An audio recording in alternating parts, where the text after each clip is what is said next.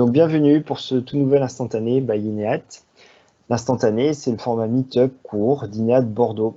Le principe est simple, nous réalisons une présentation courte afin de vous laisser le plus d'espace disponible pour poser vos questions, et tout cela en 30 minutes chrono. Vous pourrez donc poser vos questions tout au long de la présentation en utilisant l'onglet des questions qui est situé à votre droite sur l'écran Teams. Et je prendrai 10 minutes, les 10 dernières minutes de la conférence seront consacrées justement, je lirai vos questions ou vos témoignages et j'essaierai d'y répondre. Aujourd'hui, nous allons parler motivation et plus particulièrement du maintien de la motivation au sein des équipes dont les membres télétravaillent. Allez, venez découvrir comment ça se passe une semaine chez INEAT à Bordeaux. Tout d'abord, je me présente. Je suis Stéphane Dupuis, Scrum Master et Product Owner chez INEAT Bordeaux. Et nous sommes situés à la Cité numérique à Bègles.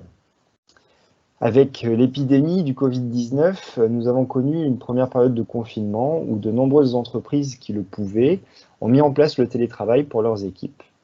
Entre le déconfinement, les vacances d'été, puis ce deuxième confinement que nous vivons actuellement, beaucoup de questions se posent autour du positionnement vis-à-vis du télétravail.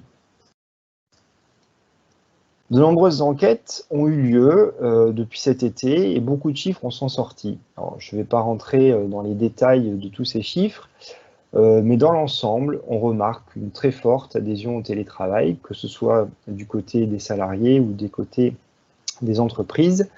Et cette très forte adhésion du télétravail, elle est là, mais à une seule condition, c'est qu'elle soit correctement orchestrée.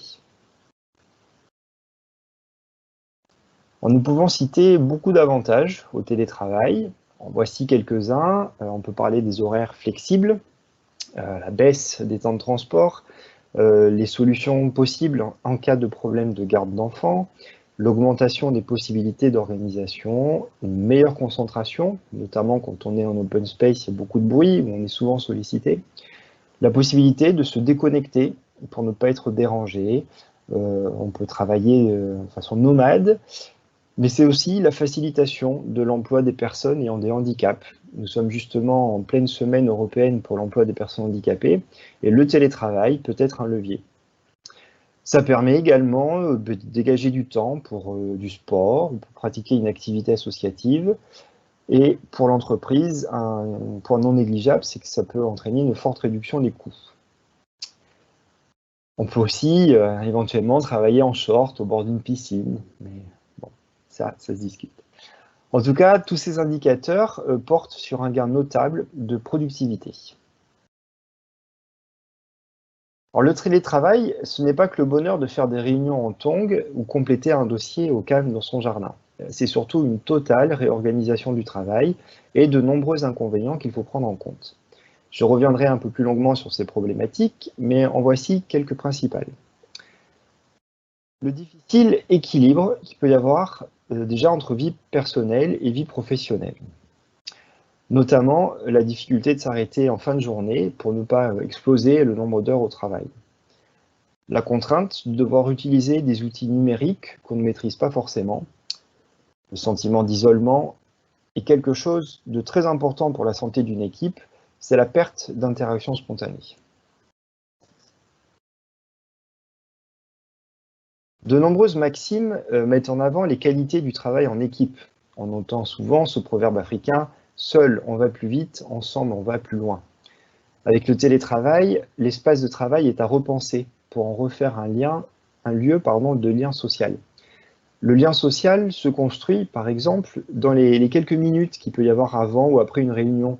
Vous savez, ces petits moments d'échange, ah bonjour, ça va, on attend Patrick, il aura 2 minutes de retard, oh tu as changé de lunettes, enfin, tous ces petits échanges qu'il peut y avoir sur ces petits temps morts, ou même tout simplement en sortie de réunion, je peux te parler un instant avant que tu remontes à ton bureau. Bon voilà, tous ces points permettent de créer du lien. Et le télétravail, malheureusement, réduit à néant ces temps sociaux au profit de discussions qui sont plus directes et du coup considérées comme plus efficaces. Même si le télétravail est totalement adapté à certains métiers, il ne peut durer sans être complété de temps de partage, et notamment en équipe. Derrière son écran, on produit. En face à face, on construit. C'est la grosse nuance que je voulais vous présenter là. Une équipe totalement en télétravail risque donc de créer des mercenaires qui vont être très forts sur leur métier, mais sans appartenance sociale.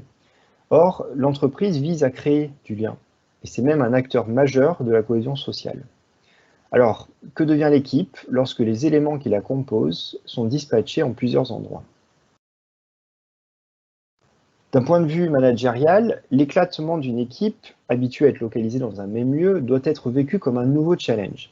Il ne s'agit pas de parler d'une perte de contrôle de l'activité de l'équipe, mais plutôt d'une nouvelle approche d'encadrement en prenant une vraie posture de leader.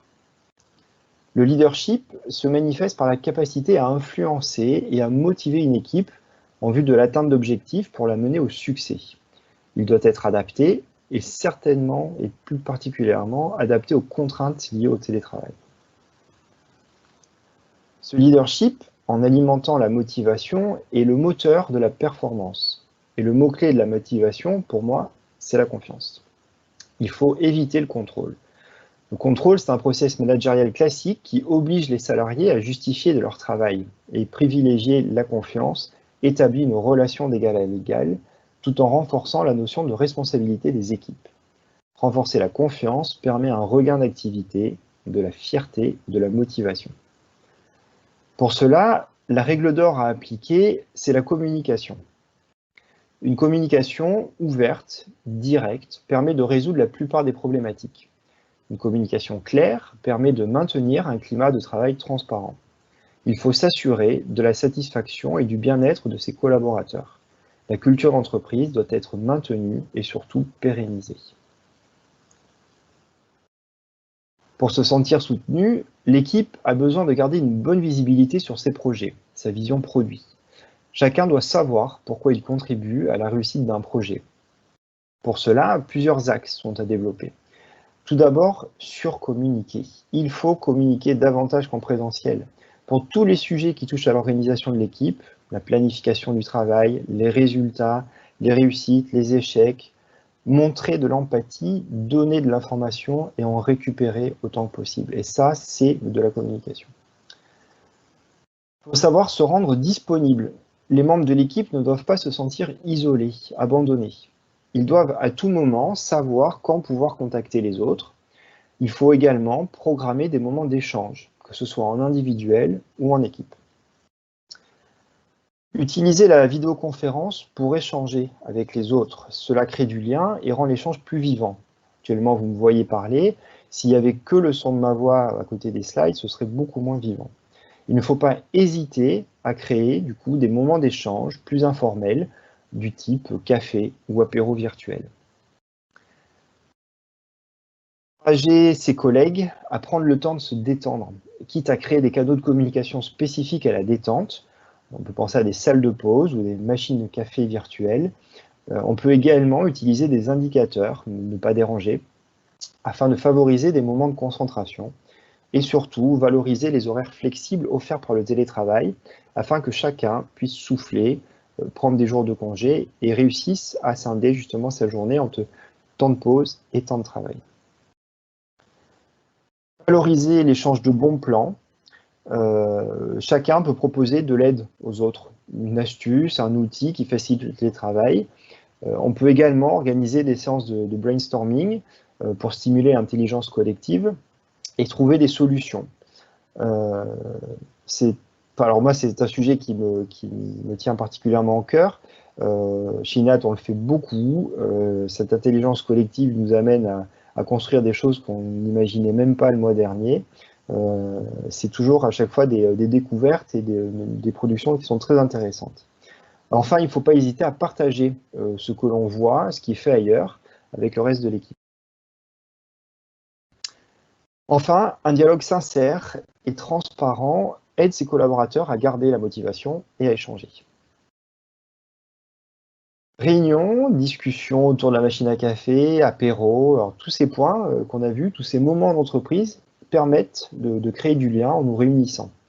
En télétravail, la donne change. Il faut faire preuve d'inventivité afin de garder l'équipe à distance motivée et surtout de continuer à capter les signaux. Plusieurs rituels peuvent être créés pour dynamiser les échanges au sein de l'équipe. On peut faire des météos quotidiennes ou hebdomadaires, on peut lancer des kick-offs, un kick-off du matin, un kick-off d'un projet. Ça peut être fait autour de moments informels aussi, autour d'un café, jeux vidéo, apéro, on en a parlé. Ce qui compte pour le salarié qui travaille à distance, c'est d'avoir l'opportunité de se sentir connecté à son équipe. Une autre solution pour faciliter la communication est le fait de centraliser les échanges au sein d'un outil afin de ne pas perdre l'information. On reparlera un petit peu des outils en fin de présentation, même si on ne va pas y passer beaucoup de temps. Mais c'est important de centraliser cette information. Et cela concerne aussi bien l'avancée des projets, les problèmes rencontrés, que les notes d'information ou la documentation, les bonnes, les mauvaises nouvelles. Il faut donc communiquer régulièrement avec son équipe. Or, les collaborateurs, comme les managers, sont souvent occupés. Du coup, il ne faut pas hésiter à mettre en place un planning avec des moments de disponibilité pour être facilement joint. Alors, ça peut se faire, par exemple, avec des calendriers partagés. Nous, chez INAT, par exemple, on a Office 365, donc sous Outlook, généralement, nos calendriers sont partagés. Et ça permet de voir les temps de préparation sur des dossiers, les temps de réunion, les temps d'absence, les temps de pause, etc. pour savoir à quel moment on peut contacter une personne. Un point important qu'il faut essayer de surveiller, c'est la charge de travail de chacun. Pour cela, il faut bien prioriser le suivi de projet, les échanges individuels ou encore la transparence au sein de l'équipe. Sans caricaturer jusqu'à la formule « ceux qui en parlent le moins en font le plus », il faut réellement échanger sur la charge de travail de chacun et trouver des solutions d'équilibrage ou de répartition du travail avec l'équipe. Très important, toujours cette notion de prendre les décisions en équipe. Sur tous les rituels ou réunions qui permettent d'échanger avec l'équipe, il faut bien faire attention à ce que tout le monde ait un temps de parole, à ce que ce ne soit pas subi comme une contrainte. Chacun peut refuser de participer pour des raisons d'envie ou même de disponibilité, bien sûr, mais personne ne doit être laissé de côté, isolé ou abandonné. Chacun doit savoir se rendre disponible, mais pas tout le temps. Ce que je disais tout à l'heure, c'est que toutes ces règles doivent être établies en équipe, de manière transparente, afin que chacun puisse les respecter. Et ne pas hésiter, par exemple, à formaliser cette météo, sorte de prise de température afin de la partager en équipe. Ce sera à nouveau un moyen d'échanger et de proposer collectivement des solutions. Alors, j'ai déjà donné quelques-uns trucs, quelques-unes informations, mais voici quelques astuces pour essayer de maintenir la motivation en équipe. Une chose importante à retenir est cette nécessité pour l'équipe de s'auto-organiser. Cela renforce le sentiment d'appartenance. Il est nécessaire pour les télétravailleurs d'avoir les signaux d'appartenance à une équipe, sinon ils risquent de se sentir isolés, notamment par manque de feedback sur leur travail. Établir des conversations informelles permet de faire preuve d'empathie et aide à limiter le risque d'éloignement psychologique. Attention, en télétravail, la frontière, on en a déjà parlé, entre le travail et la vie privée tend à s'estomper, ce qui n'aide pas les gens à se déconnecter de leur travail. Assurez-vous que vos collaborateurs ne sont pas surmenés. Les travailleurs à distance sont particulièrement menacés par le burn-out. La frontière entre leur vie privée et leur vie professionnelle est floue et ils tendent à effectuer de longues heures de travail. Il faut être du coup attentif, aussi une précurseur d'un burn-out. Pour cela, il est important de réaliser très régulièrement des entretiens individuels, ce qu'on appelle les one-to-one, avec ses collaborateurs, afin de maintenir le contact et de récupérer les signaux d'alerte qui ne peuvent plus être captés à distance. Enfin, quelques astuces en vrac, savoir fixer des horaires, bien couper les temps perso-pro, avoir un espace de travail dédié et adapté. Travailler depuis son canapé ou depuis son lit, c'est pas forcément la meilleure idée. Et ça permet justement de mieux distinguer les temps de repos et les temps de travail. Se préparer comme si on allait au bureau, ne pas rester en pyjama pour bosser, ça paraît tout bête, mais ça aide, ça permet pareil de bien scinder les temps perso, les temps pro. On peut mettre en place des routines pour préparer aussi le cerveau au temps de travail. Tous ces petits points donc, qui peuvent être boire un café avant de commencer sa journée, de faire une petite revue de presse ou faire un peu de gym, de yoga, j'en sais rien. Enfin voilà, toutes ces petites routines qui permettent de séparer le temps familial, on va dire, du matin, préparation, petit déjeuner, et le démarrage de la journée au travail. Ensuite, toujours sur la communication, il est important de communiquer au maximum avec d'autres personnes pour limiter l'isolement. D'autres personnes, c'est évidemment les clients, les collègues, mais ça peut être aussi les voisins, particulièrement dans le cadre du confinement. Ça peut toujours faire du bien d'aller discuter plutôt que de descendre fumer la clope autour de la machine à café. Ben là, ça se fait dans la rue, sur le trottoir, avec les voisins. Essayez de mettre en œuvre des solutions comme le deep working. C'est une solution qui permet de cadencer les temps de travail et de pause. Il y a une méthode qui s'appelle Pomodoro qui est assez connue. Moi, j'ai jamais expérimenté. Le principe, c'est d'être concentré à fond pendant un temps, sans aucune notification, puis faire une pause et renouveler ces temps avec des temps de pause différents selon les cycles. Ça, je vous invite, pareil, à essayer. Si vous sentez que vous avez du mal à rester concentré ou motivé dans le cadre de votre travail, ça peut aider. Un exemple tout bête aussi, une astuce toute bête, c'est de penser à sortir, faire du sport. Prendre l'air est quelque chose de pareil, de très important. Ça permet de se changer les idées, ça permet de réfléchir avec un point de vue différent aux problématiques qu'on peut rencontrer dans le cadre du travail, ou juste de se changer les idées. En réunion, quand il y a des échanges au sein de l'équipe, il faut essayer de limiter le temps de parole. C'est une petite maxime que j'aime bien, c'est parler moins pour parler mieux. Mais c'est surtout pour que chacun ait un temps de parole. Ça, c'est très important de veiller à ce que tous les collaborateurs aient à peu près un temps de parole. Alors, on n'est pas non plus en politique, on va mesurer les temps de parole de chacun, mais c'est important que chacun puisse s'exprimer sur tous les sujets. Voici quelques outils qui permettent de collaborer en ligne. Je ne vais pas les lister ou vous les présenter, je pense que vous en connaissez déjà un bon paquet. En tout cas, la plupart d'entre eux permettent de réellement faciliter le travail à distance et de mettre les équipes dans de bonnes conditions pour collaborer. Donc on a parlé des outils de facilitation, que vous avez Mural ou Miro qui en sont deux exemples, ou Klaxoon même, voilà, des exemples très précis. Vous pouvez avoir des simulations de salles de réunion avec des tableaux blancs, vous pouvez mettre des post-it virtuels, tout ça. Bon, toujours pareil dans le cadre du travail en intelligence collective, travail en équipe. C'est très important de s'appuyer sur des outils comme ça qui vont vraiment faciliter la vie de la personne qui orchestre ça. Beaucoup d'outils de communication, là on utilise Microsoft Teams dans le cadre de cette conférence.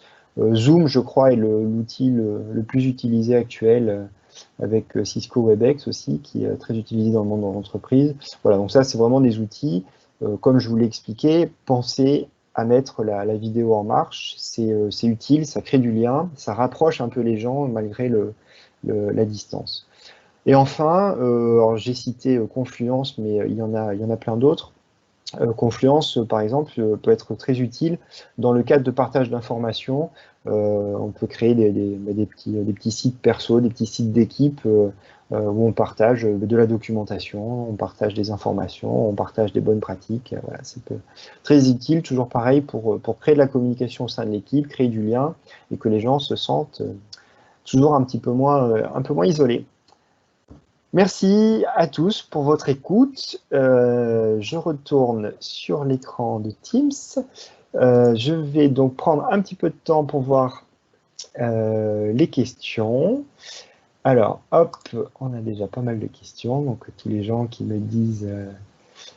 hop. Alors, je les sélectionne, je les publie. Hop. Alors, donc du coup, équipe auto-organisée ou auto-gérée, c'est une bonne question. Je pense que les deux sont assez complémentaires. Je pense que l'équipe auto-organisée va plutôt s'adresser à des équipes qui ont besoin de gagner en confiance, en autonomie. L'implication des collaborateurs est super forte quand l'équipe est auto-organisée, puisque ce sont les collaborateurs qui décident entre eux de comment ils travaillent. Donc l'attrait, la vision est partagée par l'équipe, l'attrait est fort, l'implication est forte, et du coup, on a un vrai sens, une vraie valeur qui est portée par l'auto-organisation. Autogérer, oui, alors ça va dépendre plus de la latitude que laisse l'entreprise et de la notion de gestion. Enfin, moi, autogérer, en tout cas, ça me fait penser à une notion de staffing d'équipe, voilà, de gestion budgétaire.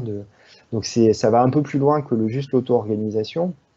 Mais évidemment, je pense que c'est le Graal de toute équipe d'être autogéré. Ça permet évidemment de pousser le concept à son paroxysme.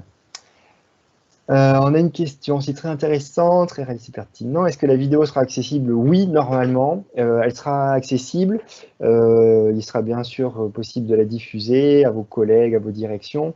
Je garantis pas qu'elle le soit tout de suite parce qu'il faut que je vois un petit peu comment ça fonctionne, parce que je ne suis pas un pro de l'utilisation du mode conférence de Teams. Je l'ai été un petit peu avec l'Agile Tour à Bordeaux avec un autre outil qui s'appelle Remo. Là, j'ai utilisé Teams, mais normalement, elle sera disponible, absolument. Ensuite, je retiens communication, surcommunication, confiance, séparation, temps de travail perso, que chacun ait un temps d'échange. Voilà. Donc, tous ces points sont très importants, c'est-à-dire qu'il faut réussir à communiquer, il faut réussir à couper les temps de travail, les temps de pause, la vie perso, la vie pro. Tout ça, c'est de l'orchestration. Ça vient pas naturellement, il faut se mettre des routines, il faut s'imposer des horaires de travail, il ne faut pas hésiter à se faire un planning, à le partager en équipe, ce planning, même si c'est 9h, 10h, revue de presse, 10h, 11h, préparation de la réunion, 11h midi, réunion machin, midi 30, autre réunion ou téléphone, midi 30, 13h30, repas, voilà. C'est du bon sens. Ça permet à chacun de se rendre compte aussi des contraintes des autres, parce que quand on est chacun en télétravail, on est un petit peu isolé de la réalité par rapport quand on est au bureau. Donc ça permet de mieux cadrer, de mieux respecter les temps des uns et des autres. Alors je reviens sur les questions. Hop. Alors, j'ai une question. Alors, c'est pas très pratique, c'est quand je les publie, elles changent d'écran. Donc, le confinement et le télétravail, totale réorganisation, effectivement. Là, la difficulté pour chacun et tous. Ben oui, c'est un petit peu ce que je viens de dire, tout à fait, Armel. La difficulté, c'est de l'organisation et, comme tu le dis très bien, de la réorganisation, puisque l'entreprise est organisée dans un cadre de travail qui nous était habituel, on va dire. Le télétravail impose une nouvelle organisation au sein de l'entreprise, au sein des équipes, au sein même parfois au sein de directions différentes, puisque les contraintes ne sont pas forcément les mêmes, les outils ne sont pas les mêmes, les métiers ne sont pas les mêmes. Donc ça demande une restructuration et de repenser vraiment l'entreprise avec un grand E.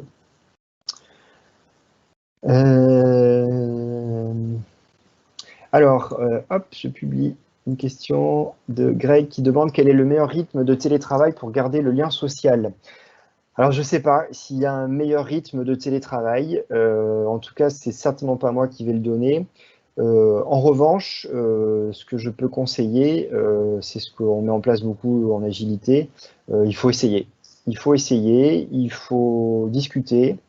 Donc, c'est ce qu'on appelle, enfin ce qui fait partie des piliers un petit peu de l'agilité, c'est-à-dire qu'il faut expérimenter, il faut mesurer les résultats de ce qu'on essaye, et il faut en parler en équipe pour avoir le feedback de chacun des membres de l'équipe et décider en équipe de comment on adapte pour améliorer. Donc, est-ce qu'on reste sur 2 jours, 3 jours de télétravail, une seule journée, des demi-journées?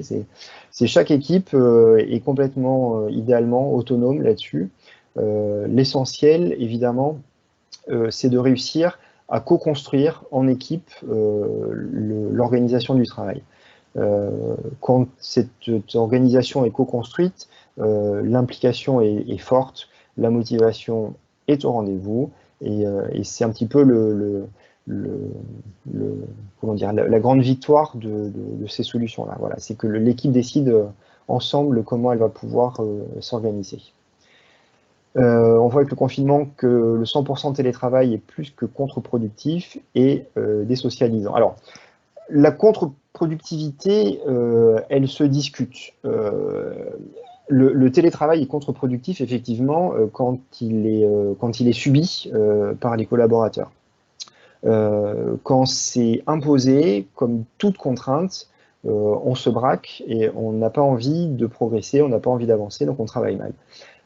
Quand le télétravail est organisé en équipe, qu'il est décidé en équipe, avec des temps définis, des outils adaptés et des problématiques de projets communes ou une vision produit qui est bien partagée, il n'y a pas de raison que ce soit contre-productif.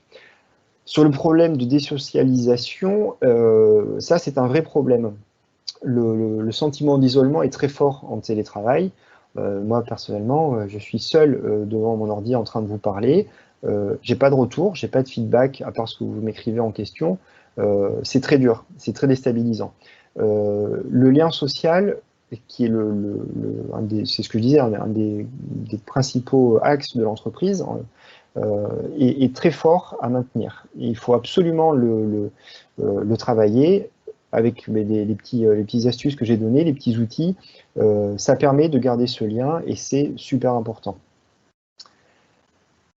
Alors, j'ai d'autres questions qui arrivent. Merci, ben non, c'est des merci, parfait. Bon, mais écoutez, il est 13h59, j'ai à peu près respecté le timing.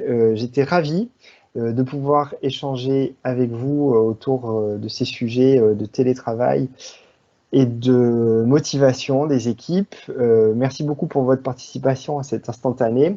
Restez connectés, nous referons sûrement un meet-up d'ici la fin de l'année. Nous avons notamment dans les tuyaux une présentation autour de l'exercice de priorisation par la valeur, atelier indispensable à la construction efficace d'un produit, qu'on sera ravis de partager et d'échanger avec vous. N'hésitez pas à me contacter, vous avez mon adresse mail. Pour ceux qui ne me connaissent pas, n'hésitez pas à me solliciter non plus si vous n'êtes pas directement en contact avec moi sur LinkedIn. Ça permet d'échanger. Il y a tellement de choses à dire sur ce sujet. Nous, on a beaucoup appris chez INEAT au cours de cette année 2020, puisqu'on a construit l'agence dans le cadre du confinement, donc avec des problématiques de télétravail qui ont été dures, mais qu'on a su mener. Donc, on serait ravis de pouvoir vous partager nos expériences et de pouvoir vous accompagner sur ces problématiques. En attendant, prenez bien soin de vous, de vos collègues et de vos proches. Merci, au revoir.